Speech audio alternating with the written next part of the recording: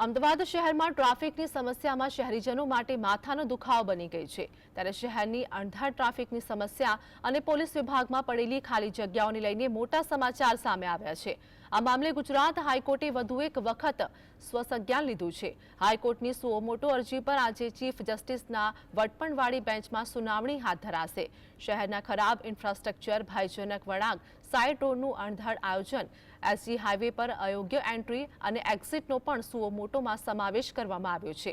તો ફ્લાયઓવરની જરૂરિયાત, સર્વિસ રોડની આવશ્યકતા અને ફૂટ ઓવરબ્રિજના મુદ્દાને પણ આવરી લેવામાં આવ્યા છે। હાઈકોર્ટે લીધેલી સુઓ મોટોમાં રાજ્ય સરકાર, શહેરી વિકાસ વિભાગ, માર્ગ અને મકાન વિભાગ, Ahmedabad collector, Ahmedabad municipal corporation, AUDA, DGP, Ahmedabad police commissioner, joint police commissioner, traffic, Gujarat police ભરતી board, national highway authority of India, ministry of road transport and highway સહિતના 12 વિભાગોને પક્ષકાર તરીકે જોડવામાં આવ્યા છે।